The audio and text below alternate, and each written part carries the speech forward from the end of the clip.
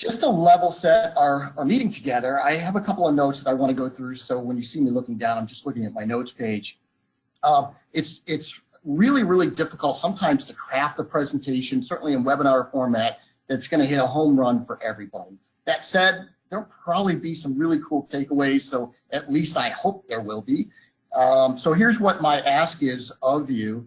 My anticipation is that you will get, I don't know, 2 or 3, maybe 4 or 5 nuggets of information that you can take with you.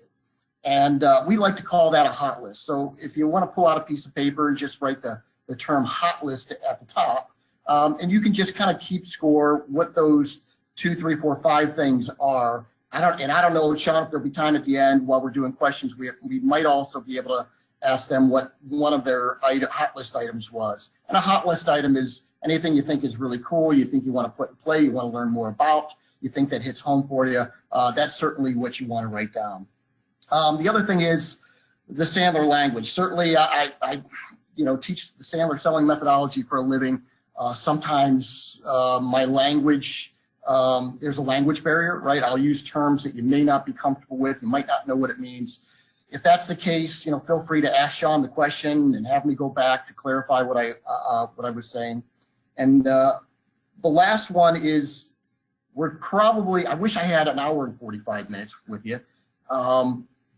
If you have questions outside of this forum, my email address will be at the end, and you're welcome to email me any questions or thoughts that you might have at some other time. So without further ado, we'll get cracking on this session. So and excuse me, I'm not the most proficient at technology these days, but here we go. So I'm not sure if anybody is a Survivor fan, but there was a guy on the most recent Survivor show. His name is Chris Underwood. He happened to be the $1 million winner. He actually is a client of a friend of mine in Chicago named Jim Matei. And Jim Matei has him in his Sandler Sales Mastery program. But what Chris did, they were doing the interviews at the end. One of the young ladies says, he really played me like a fiddle. And he came back and said, well, actually, I was really just using a simple sales technique called pendulum theory. And at the end of this session, I'll kind of guide you through what that sales technique was, the nuts and bolts of that sales technique. I thought this was really cool. This just came to light about a week ago. And forgive me for it. I'm getting a lot of mileage out of this guy right now. So the next thing that I want to bring to light, especially when it comes to sales, we have all kinds of different flavors of people in different industries and different business models. Some people sell in a business-to-business model. Some are in business-to-consumer. Some people are selling their product or service one time. Some people are having to resell it to the same client. So the one thing that I typically find is needed for sales professionals at any level, whether they're experienced or inexperienced, is good planning tools. So, I think there's a lot of emphasis on sales goals and KPIs, which I'm not going to say they're not important, because they really are. But what I think people miss is the planning to achieve those sales goals and those KPIs. And so we need good planning that supports the right behaviors in sales. So love to use this tool. I think it should be a hot list item for most of you, but it's really called care profiling. And basically, it's gonna work you around the keep account. So a keep account would be somebody who does all their business with you. You couldn't sell them anymore if you tried. They love you. They're raging fans of yours. But really, it's an account maintenance type account. And when we start to think about the behaviors driving off of that, we know that referrals and introductions are the best source for new business for most people. So what better source do we have than our raging fans? So we have to create good behavior strategies around the keep accounts. There's also another account called Attain. And the Attain account would be, who do you want to go after? Who's your ideal target? And when we can start to draw some real names to this, Eaton Corp or Sherwin-Williams or whoever that might be, we can start to draw behaviors behind that. This is, all right, how am I going to get in front of my ideal accounts? For many of you, you also have this bucket called recapture. And a lot of times we might lose business over the course of a year or years for whatever reason. It might be due to bad service or relationship issues, maybe market changes, whatever that might be. You should have a strategy to go back and recapture some of that business. Now, full disclosure, for some of you, there might be accounts that you've lost and you just don't want back, and that's okay. The last category you'll want to lay your eyes on is called the expand, and that's really a client who does business with you, yet they could be doing more. There's other products or services that you could pull in behind it. Typically, it ends up being the low-hanging fruit of growing your business. So this is a really good, just a very ideal way, intuitive way, I should say, to model your territory, whether you own a territory geographically or whether you own a product vertical. This is a great way to model the growth plan, and that pulls in the behaviors behind it. It's called care profiling. Keep, attain, recapture, and expand. Hey, I'm going to stop just there because that's kind of a separate subject in and of itself. But Sean, do you want to take any questions regarding that? Sure, and we do have a question here from the care profile. Which is there any of these, whether it's the recapture, the expansion, is there any step that you should pay more attention to than the other? Are they all equal weight? Yeah, it's a great question. So I think they're pretty much all equal weight. And this is really a great question because we tend to be an army of one, right? We're in charge of our own little fiefdom and we've got to go attack it. Think about the keep though. It is much harder to gain a new client than it is to keep one. So that keep account, your competition also has a bullseye on their back. So unbelievably important. They're also your most raging fans, so you can mine referrals and introductions into attain accounts with those. Expand is quite the same way. So I probably would look at keep, expand, and attain as like the three biggest avenues. And it came up, you mentioned the small business fair that we had last week. I know one of the speakers was talking about those raging fans of your business. That those are the people that you really need to focus on. It's a lot. It can be so difficult to go out and find new customers than it is to keep the people who are already in love with you. So that I think that makes a lot of sense. Yeah, mining your raging, but it takes some technique and some guts to do that. We have to believe that what we do is fantastic for our clients, and they'd be willing to give us those referrals and introductions if we only ask. There's another challenge that you're going to face. We call this the anxiety crevasse, especially when you're dealing with a client or prospect that they don't know you and you don't know them. And let's start to think about our own buying behaviors. When we come up against salespeople, we're full of emotion, fear, uncertainty, and doubt. We don't believe that what they say they can do, they can actually do. In fact, we've heard all of these cool features and benefits before, yet, we know that they can't deliver everything they said they can do.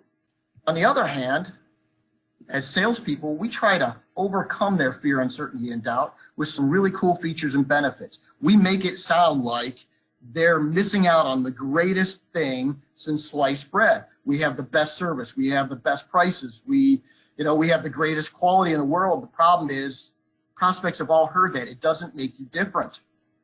And you know what? If the features and benefits don't make you credible, maybe we can give them some of our really cool printed literature. God forbid somebody printed it, took the time. Maybe they'll believe that we're a credible source for their products or service. And maybe if that doesn't work, we'll drop our resume on them. Our company has been around for 170 years. We've been doing it. I've been doing this for 27. There isn't anything I haven't seen or heard before. I can take care of you. The problem is features and benefits, printed literature, and resumes don't paint you into the picture of being credible or trusted advisor. It just pigeonholes you into the same routine that other salespeople pitch buyers. It doesn't make you different. So it perpetuates the fear and uncertainty and doubt in buyers that you can actually do what you do. Is it any wonder why buyers hold people, salespeople, business development people at arm's length or hold their cards close to their vest? So we have to deal with these pressures during a sales call. So let me share with you real quick what a selling system is. Now, I teach the Sandler selling system. It doesn't make a difference what selling system you use. I think this should be a hot list item for you. It's a process by which you develop an opportunity from start to finish, whether that finish is closing the sale or closing the file. Now, is it ever over?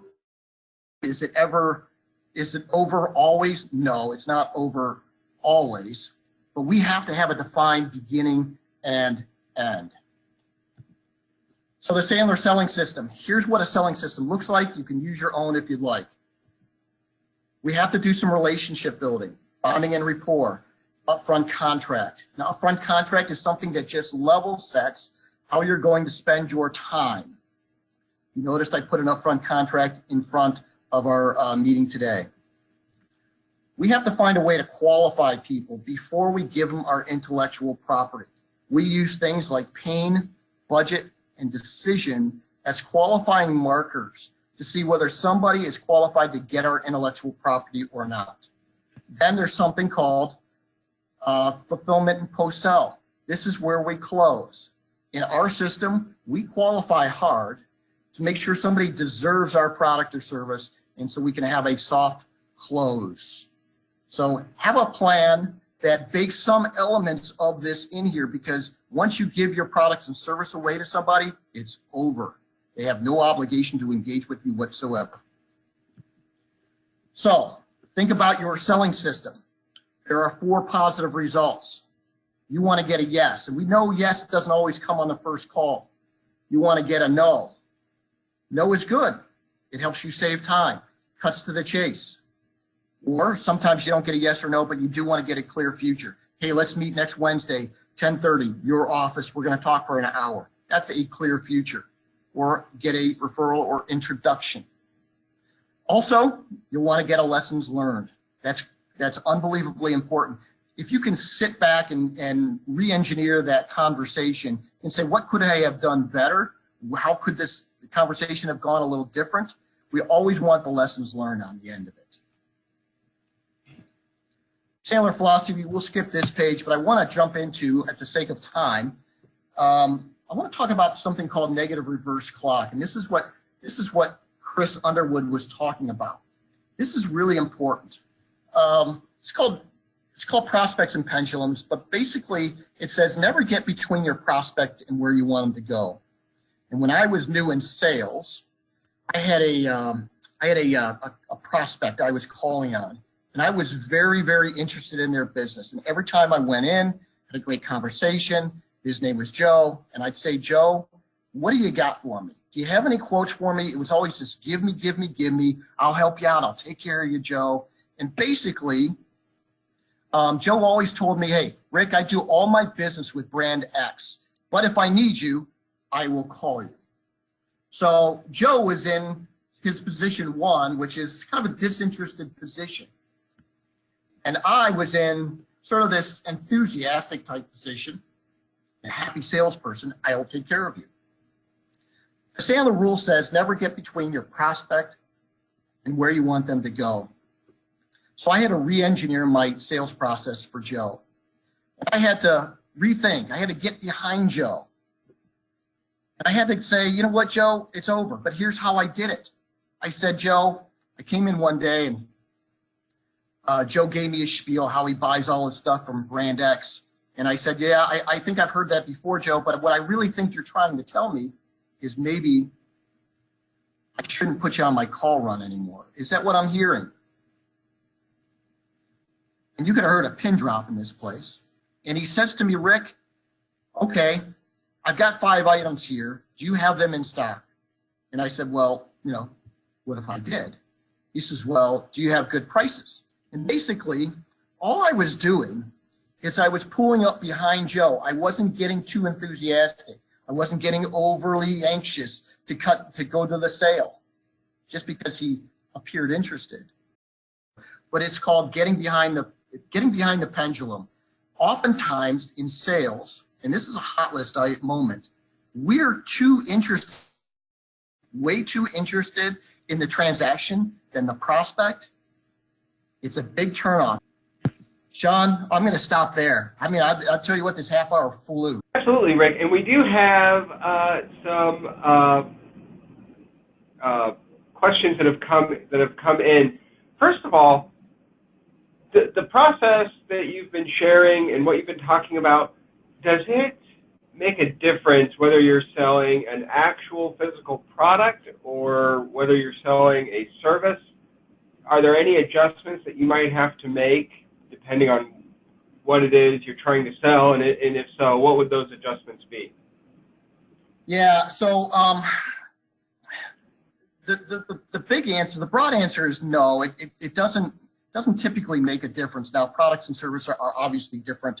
I think some of the big differences in there is understanding pain, why they would want to make a change for the product or service, or what solutions your product or service can solve. And I think that's the big thing, is understanding those.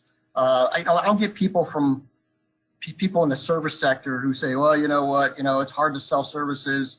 And then I'll get people in the product sector and say, oh, it's hard to sell a widget.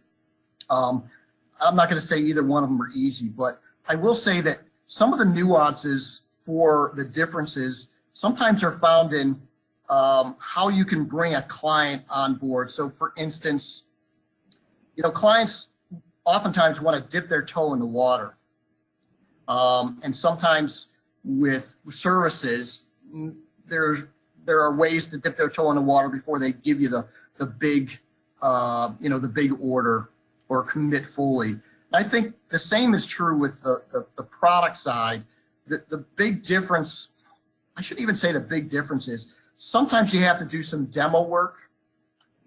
The big key to the demo work would obviously be to gain a commitment up front from them to what the outcome will be. Let's assume that my demo works. Let's assume that you see value in what we do and the product or service that we have. Let's assume that lines up. What's going to happen next?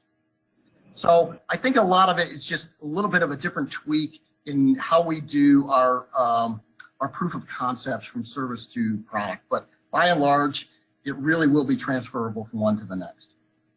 Great. And another question that came in, and you talked about this a little bit during your presentation, how you go through your system and you set up the meeting and you handle objections, and the client, the potential customer, seems interested, and then, as you said, they kind of jump off into the witness protection program. Is there anything that you can do up front?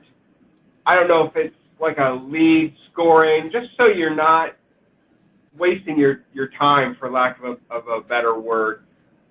Is there any way to kind of avoid that so that you're making the most efficient use of your time? Yeah, it really, okay, so we saw this thing called an upfront contract, and so this is probably the most important tool you'll learn, and you should have. Some people have this innately, others have to learn the tool. So upfront contract really sets the ground rules for the meeting and the engagement, and it really should be done on the front end of a conversation. So if we want to control what goes on the back end, we really have to do our work on the front end. For instance, Sean, I appreciate you inviting me in. I know we scheduled an hour on the calendar. Want to make sure you're okay with that. But typically, so we use our time as efficiently as possible. Now, I'm going to want to learn a little bit about your organization, some of the challenges that you're having. Obviously, you're going to want to pick my brain about my organization. But in the end, when the dust settles, you and I are going to sit back and make a decision whether it makes sense for us to put another meeting on the schedule. And quite frankly, the answer might be no. There might be some pinch points in it for one of us. I just want to make sure you're okay having that conversation with me. Is that okay? So here we go. That's a a pretty generic upfront contract. But what I'm baking into that upfront contract are elements of time, and I'm going to use their time wisely. So I'm creating some trust in there. But in the back end of that upfront contract, I'm really telling them what the future looks like. Right? We're going to decide together what the next steps look like. I also bake in an element of, hey, if it's not for you, if there's some pinch points, let's say no. Let's be okay with this. So using good upfront contracts throughout the entire process, to me, it threads every meeting, every interaction, every conversation together to get to an outcome. So you don't get to the point where, hey, I give my proposal to you and I never get an answer back. That's a hard thing to take. Sure. Right? So we have to be prepared with talk tracks. Hey, Sean, give me, hey, I appreciate you want the proposal. Here's my ask of you. Let's pull out our calendars now. Let's calendar up. Let's put it on the schedule so you and I can review it on the calendar. Does that make sense?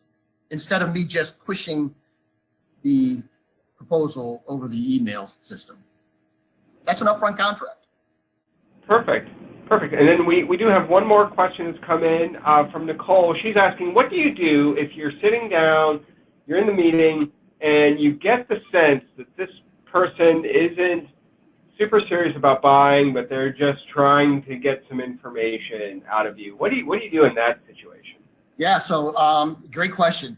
You have to ask tough questions. So we have to have some guts and understand what questions to ask and when to ask them. So we have our spider sense that we just don't think there's some interest in it. So it's kind of interesting. We can ask good questions such as, just suppose we continue talking. I know you're doing business with brand X. What's your appetite to change suppliers on a scale of 1 to 10? And we can start to take people's temperature on what their appetite to do something different is. Let's take a good budget step, for example. A good budget step isn't always about price. It's about testing commitment. And so we know that if somebody's not committed, at least can't wrap their minds around changing a supplier or bringing a new supplier on, if they're not there yet, our price means nothing. It doesn't mean anything. Or if in order to bring us on as a supplier, they need to invest some other resources in their organization. And let's just say they're not willing to invest those resources. Our price means nothing. So there are things we can do that in the process that can call them on the carpet in a very professional way. That's a technique, and it's technique and guts. But Sandler will always tell you, if you feel it, say it. You just have to find a way to say it in a very nurturing way. Great. Well, I am not showing any additional questions right now. And Rick, I do have one final question for you. In 30 seconds or less, if you were to sum up your one takeaway from the 45 minutes that we've spent on this webinar today, what would that be? I would sum it up this way. Your job as a professional is to figure out whether somebody has a problem that you can fix. Is it important enough for them to fix? And do they want my help? If you can operate under those guidelines, all you need to do is fill the technique in from there. Perfect. Well said. And with that, we're going to go ahead and start wrapping things up. So again, Rick, thank you so much for spending part of your morning with us. Hope everyone found it very, very helpful, very useful, and get out there and get that confidence to start selling. Again, Rick, thank you. Yep. Appreciate Thank it. you. And Thanks for having me. Appreciate it. anytime. You may all disconnect at this time. Thank you.